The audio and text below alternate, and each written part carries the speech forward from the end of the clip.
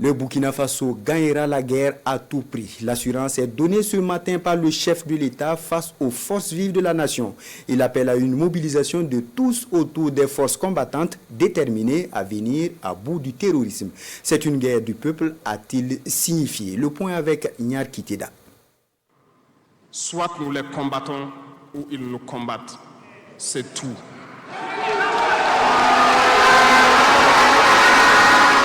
Voilà qui est dit.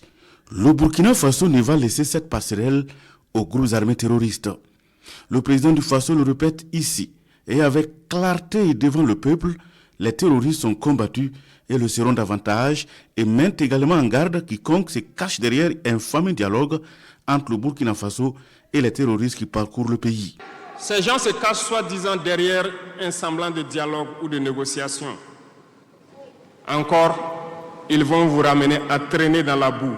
C'est ça l'objectif de l'impérialisme, que le fléau dure, que ça dure dans le temps, que vos États ne soient pas structurés et qu'on continue de profiter de vos richesses. Plus ça dure, plus ça les arrange. Ce sont des criminels, des violeurs, des bandits, des trafiquants de drogue qui sont armés et qui sèment désolation dans nos contrées. Ils ne le font au nom d'aucune religion. Peu importe ce qu'ils viendront vous dire, peu importe les flatteries possibles, peu importe le pacte que vous avez signé avec eux, le jour qu'ils décident de mettre fin au pacte, ils viendront tuer et mettre fin au pacte. Il n'y a pas d'alliance possible avec les terroristes. Il n'y a pas d'alliance possible avec ces criminels. Ils sont à combattre. Un point, c'est tout. Il faut qu'on se réveille et qu'on comprenne tout ça et que nous prenions conscience de notre situation et nous battre pour notre avenir.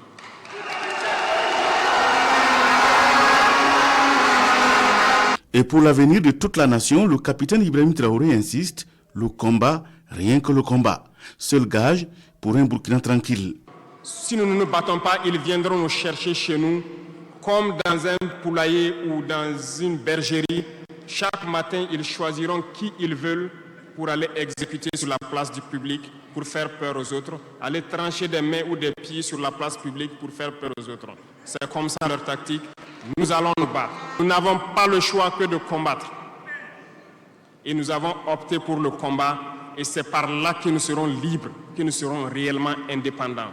Pour y arriver, le Burkina Faso opte pour de nouvelles stratégies, au nombre desquelles le renforcement des capacités opérationnelles des forces armées nationales et des forces de sécurité intérieure. Et pour cela, nous avons doublé presque les effectifs dans nos forces armées. Nous continuons de recruter et je pense que dernièrement des recrutements ont été lancés côté officiers et sous-officiers et bientôt dans quelques jours, le recrutement pour au moins 10 000 soldats devrait être lancé. Nous continuerons à renforcer les effectifs pour faire face. Parce que où que vous soyez, malgré le recrutement qui a été fait, il y a toujours le besoin de militaires. Partout au Burkina Faso, certains villages continuent de vouloir la présence militaire. Donc, il y a lieu de continuer à recruter et à équiper. Depuis janvier 2023, nous avons pu lancer un programme d'équipement. C'est vrai, le monde est fou, il y a la guerre partout. Aucune nation ne prend son équipement et vendre, on fabrique pour vous. Ce qui a fait que ces équipements ont traîné près de 18 mois, mais les premiers ont commencé à venir, comme vous avez pu le constater la dernière fois, et les équipements vont continuer à venir, parce que nous voulons que le niveau de notre armée atteigne un niveau jamais égalé dans la sous-région. C'est une guerre du peuple burkinabé, et le gouvernement fait corps avec le peuple pour assurer le renforcement adéquat en matériel au FDS. Ce programme d'équipement va se poursuivre, et c'est vous, les acteurs de ce programme. Parce que depuis que nous nous battons, j'ai pu vous dire, ces soi-disant amis du Burkina qui étaient là depuis longtemps, qui sucent nos richesses, même une seule cartouche de Kalachnikov, nous n'avons reçu de personne pour faire notre combat. C'est vous qui payez. Et nous continuerons à faire corps avec notre peuple pour pouvoir mener cette lutte. S'il arrive demain que nous sommes coincés dans une certaine lancée, nous viendrons encore vers le peuple et demander encore plus de sacrifices pour pouvoir atteindre l'objectif. Le Burkina Faso a les moyens et va même renforcer ses moyens. Les moyens sont disponibles à travers l'exploitation des ressources du pays. Je vous le disais tantôt, certaines puissances ont refusé de nous vendre les équipements, ont bloqué les équipements que nous avons achetés dans certains pays parce qu'ils ont la licence de certains composants. Et ces puissances exploitent des minerais au Burkina Faso. Je le dis ici, haut et fort et solennellement. Ça va s'arrêter. Nous allons retirer des permis d'exploitation. Nous n'allons pas permettre cela.